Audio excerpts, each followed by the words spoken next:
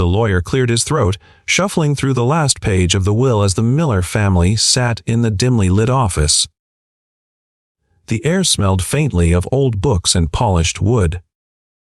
Everyone leaned forward, waiting to hear what treasures their late grandfather, a decorated war veteran, had left behind. "To my eldest grandson, Patrick," the lawyer began, "I leave my military medals and collection of rare coins." Patrick smirked, puffing out his chest. "To my daughter, Elaine, I leave the house and the property on Willow Creek." Elaine gasped, already calculating what the land might sell for. The list went on, each name tied to money, jewelry, or property. And then finally, the lawyer looked at the last line. He hesitated, almost as if embarrassed to read it. "To my youngest grandson, Daniel, I leave his companion's favorite toy." The lawyer placed a small, faded, squeaky ball on the table. The room fell silent. Then, laughter erupted. "That's it," Patrick chuckled, nearly choking. "You get a dog toy." You, Elaine, laughed louder. "All of us inherit land, gold, coins, and you, Daniel, you get something a dog drooled on for years. Congratulations." The cousins joined in, snickering, their voices echoing off the office walls. Daniel sat quietly, staring at the worn rubber ball.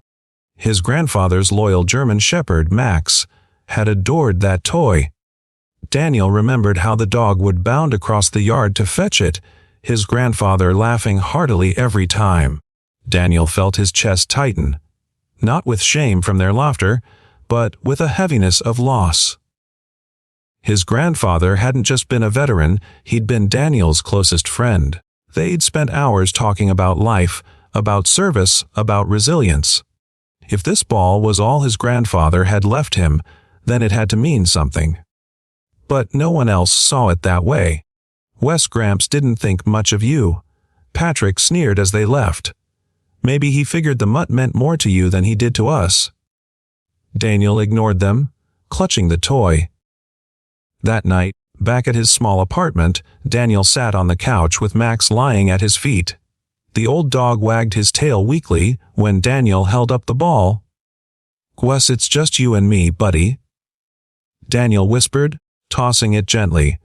Max pounced with surprising energy for his age, squeaking the ball happily. Daniel smiled for the first time all day. But then he heard something strange. The squeak wasn't right. Instead of the high, pitched sound he remembered, there was a dull rattle inside. Daniel frowned, took the ball back, and squeezed it again. Rattle, not squeak. Curious, he turned it over in his hands. There was a faint seam along one side that he'd never noticed before. His grandfather had been a meticulous man, careful about details. This couldn't be an accident. With a pocket knife, Daniel carefully cut along the seam. The rubber peeled back, revealing something tucked inside. His breath caught. A roll of cloth. Inside it, several neatly folded documents, yellowed but intact, and beneath them, a thin, flat pouch. Daniel's hands trembled as he opened the pouch. Inside were certificates for bonds, each worth thousands of dollars, along with handwritten letters addressed to him. The first letter began, "To my dear Daniel, if you're reading this, then you've learned that not all treasures come wrapped in gold. I trusted you to look beyond what others see, just as you've always looked beyond my scars and silence." Daniel's eyes blurred with tears as he read on. His grandfather wrote about his military service, the brothers he lost in combat, the regrets that haunted him. But he also wrote about Daniel, how his kindness, patience, and willingness to listen had been his greatest comfort in old age. At the bottom of the letter, his grandfather had written, "The world may laugh at what seems small, but you, Daniel, will know how to find the truth inside. Use this inheritance wisely, not for yourself, but for others who need it." Daniel sat frozen, clutching the papers. The laughter of his family echoed in his memory, but now it felt distant, meaningless. His grandfather had entrusted him with something far greater than land or coins. He had given him purpose. The next week, the family gathered again at the old Miller house, bickering over property divisions and antiques.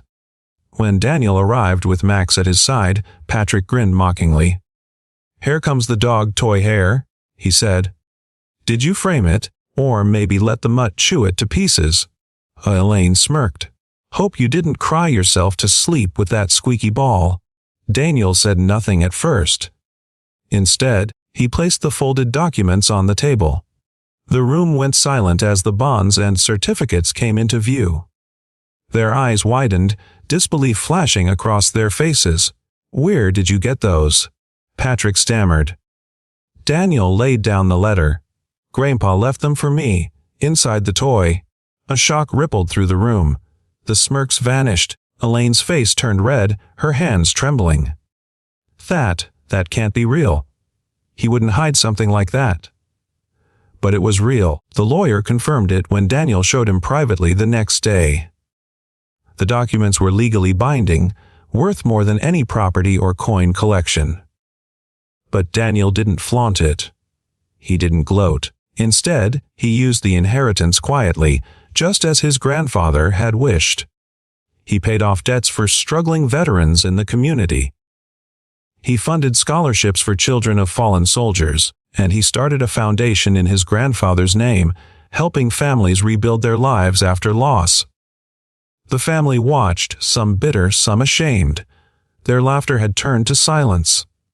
Months later, Daniel stood at the small memorial he had built in his grandfather's honor, Max sitting loyally by his side.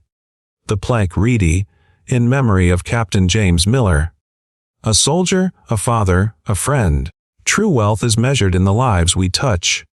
As the sun dipped low, painting the sky gold, Daniel felt a quiet peace settle over him. He glanced at Max, who nudged the old, battered ball, still intact despite the cut seam, toward him. Daniel smiled softly. It wasn't just a toy anymore. It was a key, a reminder, a legacy hidden in plain sight, and somehow, he knew his grandfather was still watching, proud of the man who had found the secret inside.